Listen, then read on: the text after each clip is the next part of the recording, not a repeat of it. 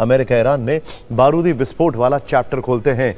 America और Iran में दुश्मनी का नया चैप्टर खुल चुका है। इस चैप्टर के दो हिस्से, पहला है एक दूसरे पर भीषण हमला और दूसरा चैप्टर है दोनों ओर से एक दूसरे को मिटा देने की धमकी। लेकिन सवाल यह है कि ऐसे में सीजफायर का मतलब क्या है, क्योंकि सीजफायर में तो संपूर्ण शांति होती है और ना तो बंदूकें गरजती हैं, ना ही मिसाइल चलती है और ना ही ड्रोन से हमले होते हैं। लेकिन यह सब अमेरिका और ईरान के बीच लगातार हो रहा है और हमले सिर्फ ईरान में नहीं हो रहे हैं, बल्कि लेबनान में इजरायली अटैक लगातार जारी है। इजरायली फौज लेबनान के काफी अंदर तक के इलाकों पर कब्जा कर रही है, जबकि समझौते वाले प्रस्ताव की पहली महत्वपूर्ण शर्त ही यही थी कि पहले अटैक बंद होंगे, उसके बाद बातचीत होगी। लेकिन नए हमलों से खाड़ी में महायुद्ध की आहट भी सुनाई दे रही है। दरअसल कल अमेरिका के राष्ट्रपति डोनाल्ड ट्रंप ने 26 मार्च के बाद पहली बार कैबिनेट की मीटिंग बुलाई थी। यह मीटिंग काफी देर तक चली। इस मीटिंग में उच्च अधिकारियों के साथ देर तक ट्रंप ने ईरान पर जरूरी बातें की। हम सबको यह लग रहा था कि शायद अब सीजफायर खत्म होकर शांति आ जाएगी, सीजफायर एक परमानेंट सीजफायर हो जाएगा, युद्ध खत्म हो जाएगा। लेकिन भारतीय समय के अनुसार 3:30 बजे सेंटकॉम अचानक हरकत में आ गया। अमेरिकी सेना ने 72 घंटे में दूसरी बार ईरान के सबसे महत्वपूर्ण और रणनीतिक बंदर अब्बास पोर्ट को दहला दिया। बंदर Abbas port straight of Hormuz के बिल्कुल करीब में है। वहां ईरान के नेवल बेस है, ईरान की मिसाइल साइट्स, ईरान की माइंस बिछाने वाली बोट्स का बेड़ा है जो कि चाइनीज क्रूज मिसाइलों से लैस है। वहां एयर डिफेंस सिस्टम तैनात है और इसी बंदर अब्बास पोर्ट में ईरान के चुनिंदा सैन्य ठिकानों पर अमेरिकी सेना ने एक नहीं बल्कि 13 बार अटैक किए। बंदर अब्बास में एक के बाद एक 13 धमाके सुनाई दिए। बंदर अब्बास में एयरपोर्ट रनवे पर मिसाइल गिरी। अमेरिकी सेंट्रल कमांड का दावा है कि उसकी सेना ने होर्मुज स्ट्रेट के आसपास खतरा पैदा कर रहे ईरान के 4 हमलावर ड्रोन भी मार गिराए। सेंट्रल कमांड के मुताबिक बंदर अब्बास स्थित ठिकानों पर हमले इसलिए किए गए क्योंकि वहां से ईरान 5 बार ड्रोन हमला लॉन्च करने वाला था। इससे पहले सोमवार को ईरानी मिसाइल ठिकानों और होर्मुज स्ट्रेट में बारूदी सुरंगें बिछाने की कोशिश कर रही नावों को निशाना बनाया गया है और दोनों ही बार बंदर अब्बास को निशाना बनाने पर अमेरिका ने कहा था कि यह कार्रवाई आत्मरक्षा में की गई है, जबकि ईरान का कहना है कि अमेरिका तेहरान को जानबूझकर उकसाना चाहता है। पिछली बार की तरह इस बार भी ईरान की IRGC ने तुरंत एक्शन दिखाया, कुवैत स्थित अमेरिकी एयरबेस को टारगेट किया और बंदर अब्बास पोर्ट पर अटैक का बदला लिया। खबर है कि ईरान ने कुवैत में अमेरिकी बेस पर कई मिसाइल और ड्रोन दागे।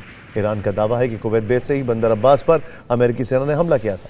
ईरान के जवाबी अटैक के बाद कुवैत एयरबेस पर भारी तबाही दिखी। हालांकि कुवैत प्रशासन की ओर से बाद में दावा किया गया कि ईरान के 90% हमले आसमान में ही नाकाम कर दिए गए थे। IRGC ने कुवैत के अलावा फारस की खाड़ी में मौजूद अमेरिकी बेस को टारगेट किया, वहां भी हमले के बाद विनाश दिखा। हालांकि बीच समंदर में IRGC की नेवी फोर्स और अमेरिकी सेना के बीच फायरिंग के वीडियो सामने आए हैं। ईरान सीमा के पास थोड़ी देर के लिए युद्ध जैसे हालात बन गए। ईरान का कहना है कि पहली गोली उसकी सेना की ओर से ही चलाई गई थी। ऐसा अमेरिका को हद में रहने की नसीहत देने के लिए किया गया था। लेकिन इस पूरे घटनाक्रम में स्ट्रेट ऑफ होर्मुज अमेरिका और ईरान के बीच कैसे ट्रिगर बन गया है।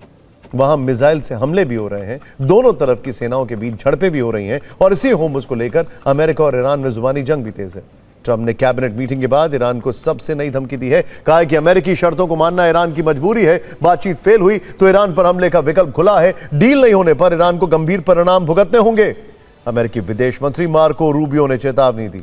कहा ईरान को होर्मुज को खोलना ही होगा। यह भी कहा कि ईरान कभी परमाणु हथियार नहीं बना पाएगा। इस पर ईरान की ओर से कड़ा जवाब आया। ईरान ने कहा कि वो ट्रंप की धमकियों के आगे कभी नहीं झुकेगा। होर्मुज अब एक रणनीतिक हथियार की तरह है और होर्मुज के आसपास से अमेरिकी सेना को जाना ही होगा। ईरान ने वॉशिंगटन से सभी आर्थिक और कूटनीतिक प्रतिबंध हटाने की मांग की है। यह भी कहा है कि अमेरिका सैन्य गतिरोध से बाहर निकलने के लिए छटपटा रहा है।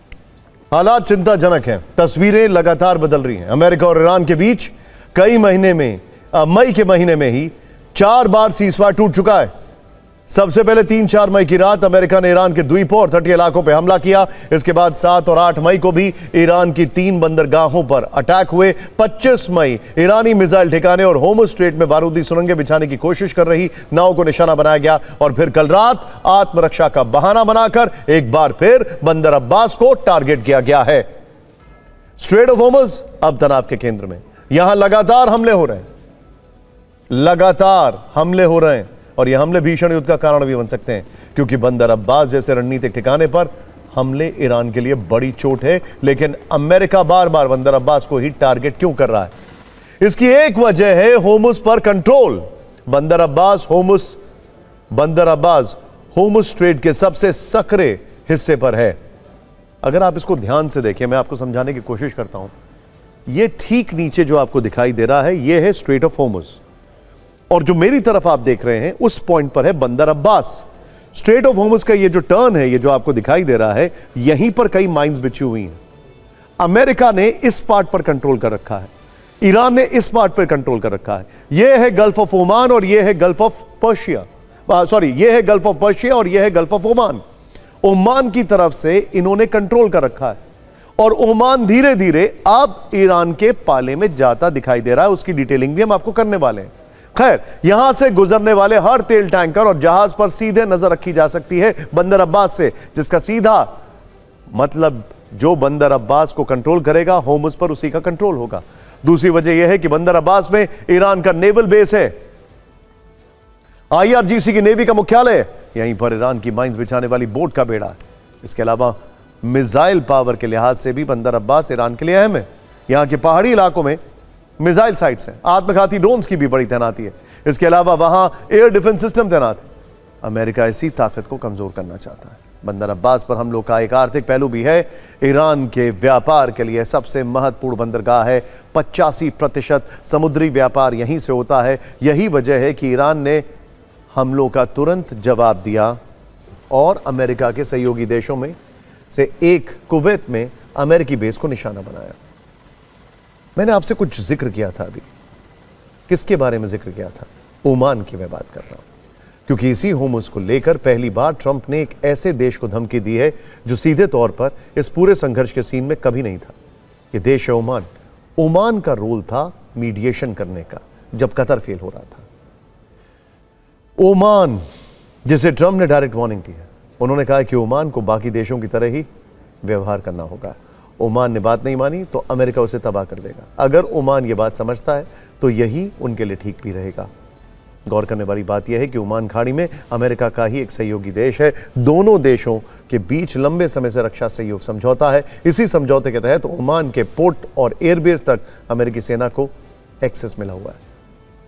वहां से अमेरिका खाड़ी और हिंद महासागर के क्षेत्र में अपने जरूरी ऑपरेशन को पूरा करता है। अमेरिका और ओमान के बीच फ्री ट्रेड एग्रीमेंट यानी मुक्त व्यापार समझौता भी काफी पहले हुआ है। लेकिन उसी ओमान पर व्हाइट हाउस में पूछे गए एक सवाल के जवाब में ट्रंप भड़क उठे तो इसका कनेक्शन भी ईरान से। असल में ऐसी खबरें हैं कि ईरान और ओमान मिलकर स्ट्रेट ऑफ होर्मुज से गुजरने वाले जहाजों पर टोल वसूलने की योजना बना रहे हैं। पहली बार यह खबर ब्लूमबर्ग की ओर से सामने आई थी। इसके बाद न्यूयॉर्क टाइम्स ने भी दोनों देशों के वार्ताकारों में शामिल कुछ सूत्रों के हवाले से दावा किया था कि ईरान और ओमान में यह चर्चा होर्मुज से गुजरने पर सीधे टोल टैक्स लगाने की नहीं थी, बल्कि जहाजों से सेवाओं के बदले शुल्क लेने के प्रस्ताव पर थी। कल जब इस मुद्दे पर ट्रंप से सवालों का सामना हुआ तो उन्होंने ओमान को हद में रहने की वार्निंग दे दी, कहा कि होर्मुज अंतर्राष्ट्रीय जल क्षेत्र है और इस पर कोई कब्जा नहीं कर सकता। सुनिए उन्होंने ओमान के लिए क्या कुछ कहा।